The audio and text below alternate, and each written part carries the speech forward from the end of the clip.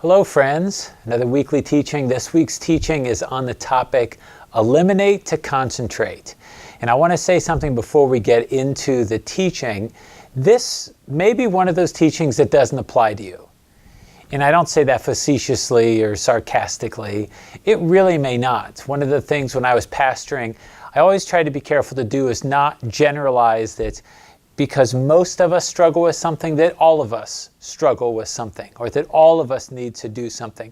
There are things that for all of us that we have grown in, and this topic of eliminate to concentrate, I'll explain what getting at with that.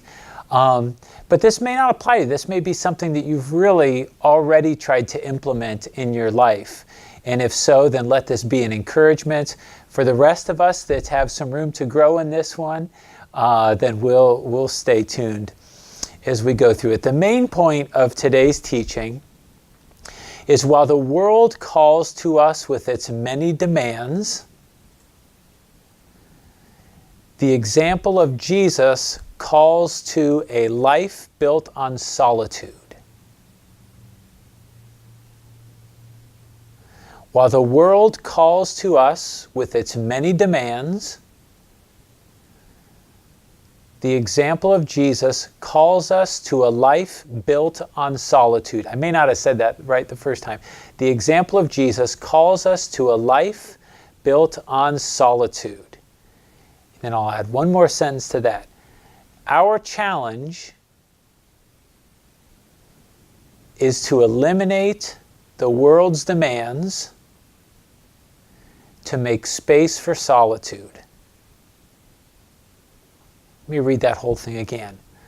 While the world calls to us with its many demands, the example of Jesus calls us to a life built on solitude. Our challenge is to eliminate the world's demands to make space for solitude. Let me first say something about this idea of solitude. I know there's different ways that we understand this word. I like what Henry Nouwen had to say about this. And he talked about this movement from solitude to community. That there's a time where we're spending time with the Lord and we're focusing on our inward journey by ourselves. Those of us that are introverts or internal processors, we love that. But there's also a time of moving into community, which is a big part of this Rooted program. And he says this about solitude. I thought this was worth reading. He says, solitude begins with a time and a place for God and God alone. Solitude begins with a time and a place for God and God alone. If we really believe not only that God exists, but also that God is actively present in our lives, healing, teaching, and guiding, we need to set aside a time and space to give God our undivided attention. And that's what I want to grab onto in that, to set aside a time and a space to give God our undivided attention. And I'm going to use, this is a phrase that Terry uses, eliminate to concentrate. And when I use the word concentrate, that phrase from Nouwen is what I'm getting at. Set aside a time and space to give God our undivided attention. So let's dig into our points here. The first point is identifying the many demands the world places on my life. That's really essential, I think, for us. I think it's essential for anybody, but especially those of us who are walking the way of Jesus. It's essential that we identify the many demands that the world places on our lives or on my life. So I want to start with an exercise, and you may have to hit pause here. I need to grab my little pieces of paper here. You may have to hit pause and go get this. What I want you to get is to get 2 blank pieces of paper. Preferably paper that doesn't have lines. If you have some printer paper or anything like that. I used 8.5 by 11, but it doesn't have to be that. It could be, I suppose it could be construction paper or anything that you would want to use, but just that it's 2 blank sheets of paper. And now I use some crayons for mine because I just like right brain stuff. So I use some crayons on mine, but you can just use a pencil, or you can use a pen or markers or whatever you want to for this. But make sure you have 2 sheets of paper and something to write with. And we're going to do a little exercise identifying the many demands the world places on our lives. So if you need to pause, just pause and go do that and come back, and then you can restart the video. So the first thing I want you to do is just start to make a list. I jotted some things down like work, sleep, eating, kids' schedules, family time, quiet time, things around the house.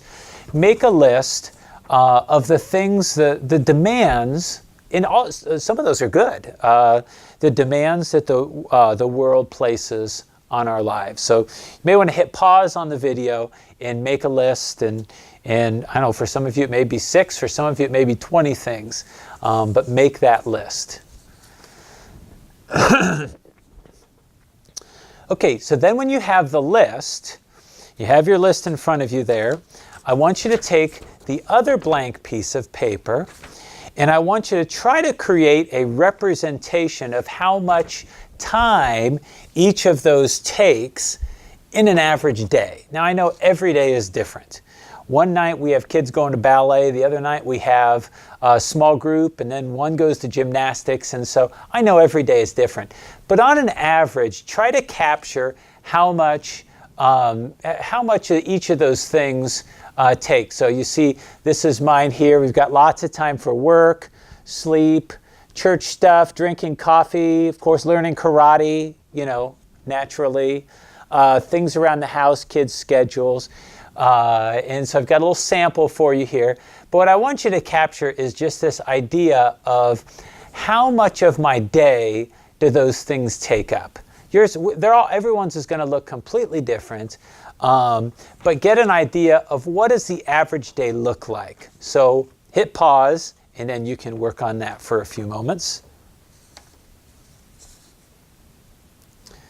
Okay, now that you're back, and if different things come up, you can jot those on here as we go through this. So you've transferred those onto your piece of paper. Now what I want to do is I want you to take note of some things.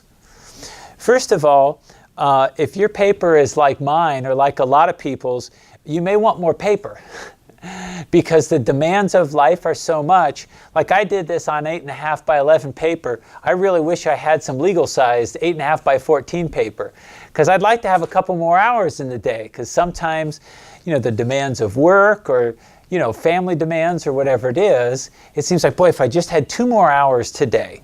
And that paper, that stuff really gets squished on there. And the thing that I really want you to take note is how much margin or space is there on this page for this term solitude. And it doesn't have to be like, you don't have to go out in the woods and sit for an hour. Again, it's different for all of us. But to go back to that quote, let me read that last part from that Now End quote. Set aside a time and space to give God our undivided attention. How much space is there in your average day on your paper? Now, this is where I said at the beginning, some of you may already do this, and that's wonderful, and I hope that you're just encouraged by this. But some of us, it's hard. It's hard because of the demands of life. We have so many different things going on in our lives, and we're not the only ones. I mean, this is, it's like every time I run into a friend, and I probably do it just as much as anybody else. Oh, I'm so busy. I've got so much going on that it cuts into this place. So the first point I want to get into is us taking some time to identify the different demands that are placed on our life. Okay, the second point, this is going to take us into the book of Mark, if you have your Bible with you. The second point is that Jesus's immediate response to the demands of the world was to move towards solitude. I don't know if you've ever picked up on that. Jesus' immediate response, and I use that word immediate intentionally. His immediate response to the demands of the world was to move towards solitude.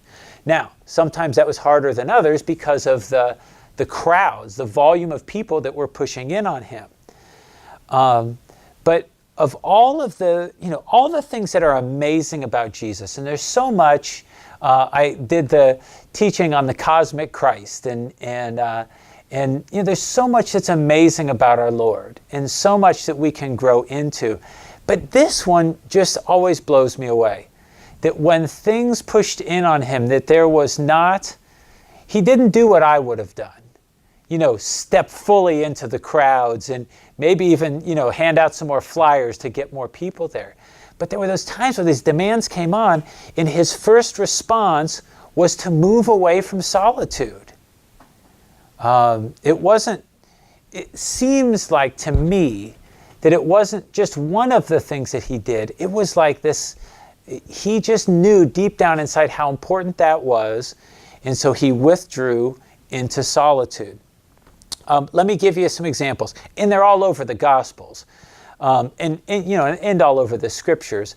Let me pull out a couple from the book of Mark, and I'm just going to highlight a few things from the first couple chapters of Mark. In Mark chapter 1, you have Jesus being baptized. He receives this amazing revelation from the Father. Then it says, at once the Spirit sent Jesus out into the desert, and he was in the desert for 40 days. In Mark 1, verse 35, after Jesus had a long day of ministry, it says, very early in the morning, while it was still dark, Jesus got up, left the house, and went off to a solitary place where he prayed. Again, these big crowds, and I don't know how he did it. I don't know if he was an extrovert or what, but how he maintained that. In Mark 1:45, after Jesus heals a man with leprosy, it says Jesus could no longer enter a town openly. He stayed outside in lonely places. So a few of them from Mark 1. In Mark chapter 2, specifically in verse 13, after the great healing where these guys come and they tear the roof off, remember, and then they lower the guy down. After this crazy, amazing experience, it says in verse 13, once again, Jesus went out beside the lake, seeking that solitude. Mark chapter 3, a couple of them from 3, verse 7, Jesus withdrew with his disciples to the lake, and a large crowd from Galilee followed them. And then in 13, Jesus went out to a mountainside to appoint his disciples. How about that? Jesus is doing his version of the NFL draft here. And he goes off to a place of solitude to do that. Just a couple more, and then we'll move on. Mark chapter 4, Jesus again goes out to a lake. The crowds find him. So he seeks solitude, and the crowds seek him and continue to push those demands on him. And then Mark chapter 6, starting in verse 30, the apostles gathered around Jesus and reported to him all they had done and taught. Then, because so many people were coming and going that they did not even have a chance to eat, he said to them, come with me by yourselves to a quiet place and get some rest. So they went away by themselves in a boat to a solitary place. And I think there's a really important theme here. I don't think it's just one of the things that Jesus did. It seems to me like this is his immediate response. That when those demands get so big, it's just he is compelled to get into a place of solitude, to have that time where he is with the Father, and his full attention, as much as possible, can be on that relationship with the Father and eliminating the distractions so he can concentrate on that relationship. Now, the contrast to my life is this. When the demands of my life increase, I often double down on working harder, control, busyness, things that make me feel important. Sometimes I do. There are times when I know, I need some solitude and I'll go out for a walk. I find great solitude going out in around trees and going for long walks and that kind of thing. That's helpful for me. But I don't always do that. There's times where I double down on the doing stuff instead of separating to a place of solitude. But Jesus gives us this model, and I'm so glad that he did give us this model. Okay, so that's point number 2. of how Jesus sought solitude when the demands of life came to him. So that takes us to point number 3. In this really, I guess point number 3 could just say, eliminate the concentrate. I can position myself for the Lord's direction as to which demands I need to eliminate. Let me say that part first. Point number 3, let me break it down by section. I can position myself for the Lord's direction. Okay, that's an important word for us. If you're not real familiar with this ministry, we really like that word positioning, that I'm going to position myself for something the Lord wants to do. I can position myself for the Lord's direction as to which demands I need to eliminate to create space for solitude with Him. I'll say that again. I can position myself for the Lord's direction as to which demands I need to eliminate to create space for solitude with Him. I was thinking about some times that I've had to do this, and I just find this hard. And for me, and you may be totally different, I may be the only one that's like this, but when I look at this and I think about eliminating some things off of this, it's like it's not just eliminating an activity. There's often something underneath that when I go to eliminate it, it touches something else. I'll give you a great example for me that I experienced. My wife and I used to be volunteers for Young Life, and we did that, 15 years or something like that. And we loved it. I loved it. In fact, when I was doing youth ministry at the time when we started, and we used the church van, and we would go around and pick up kids from this one school district that we were in, and none of them went to church. Well, one of them. There was about probably 15 to 20 kids that would come. Usually there was 12, 15 maybe that would come on a given night. And there was one of them, all of them, that went to church. And it was amazing and it was wonderful. But there came a point where this got too full. And to be able to do that, to be able to do Young Life, we were volunteers, it began to have an effect on other things because we just didn't have time to do it anymore. And it was something I had to eliminate.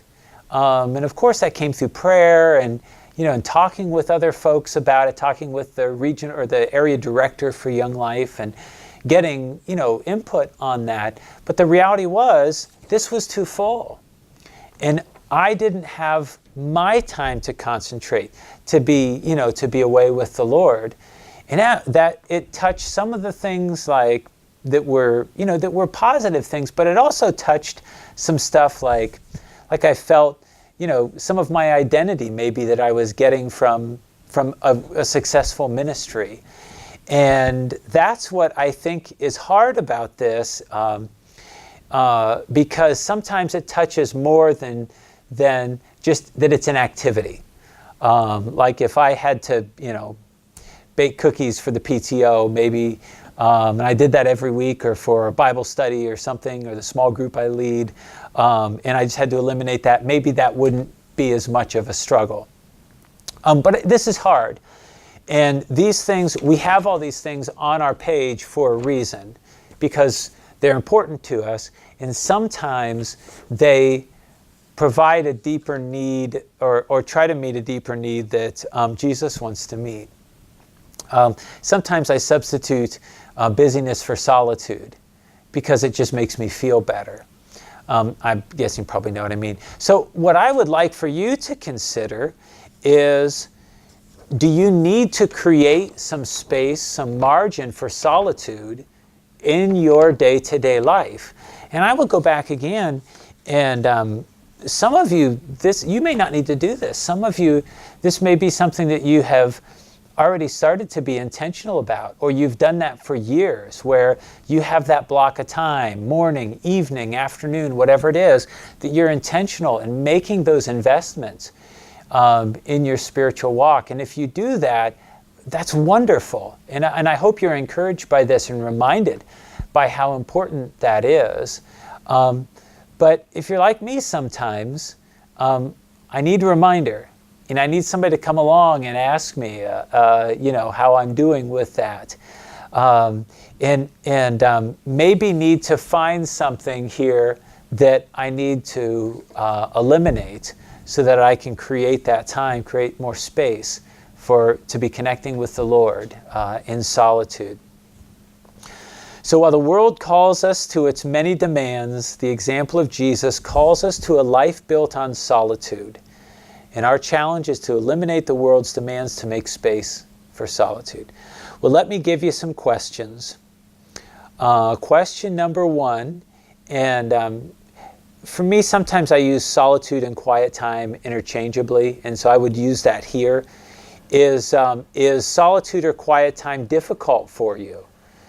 And that's even not just as you may hear the heater coming on right now and vibrating there, but that question, is it difficult for you? Is it possible that we fill this up because we want to avoid it? I want to be busy, so I don't have time to do that. So just considering first the idea of solitude, and is that something that you really don't want to move towards? And if so, just ask the Lord, what's that about? Why is that a challenge for me? And then listen to what He'd have to say. Question number two, when the demands of life press in on you, do you double down on doing more, trying harder, control, more effort, all that? Or do you, like Jesus, move towards solitude? That's the second question. The third question, are there things that you need to eliminate? Maybe it's something, I don't know, that's maybe mindless, or something that is, it really doesn't add a lot of value to your day. But maybe it's something that it's going to be really hard to give up. But are there things, and so I would just ask you to consider taking the time to get before the Lord and say, are there things that I need to eliminate so that I can focus more on you, on this time, on whatever that time is for you, your time with the Lord. And then finally, the fourth question, what is most getting in the way of you practicing more solitude? And I've kind of hinted at this. It kind of goes back to that first question in some ways, although I wanted to say this question this way. What is most getting in the way of you practicing more solitude? And I always find one of the questions that Terry asked, this is a different question, but it's similar. He'll say to ask the Lord, what is most getting in the way of my ongoing journey with you, with the Lord? And then let Him speak into that. And this is similar. And what I find is when I ask Him to speak into what is most getting in the way, that often, and your facilitator, may share, because I know a lot of the facilitators have been around this ministry, that Jesus will surprise me with what He says. It's not always what I would anticipate. Like I'd say, well, it's obviously this. Well, then something else comes to mind. So there you have it. Eliminate the concentrate. I hope you have a great week. I'll be seeing you in a couple weeks in the future. I look forward to that. May the Lord bless you today.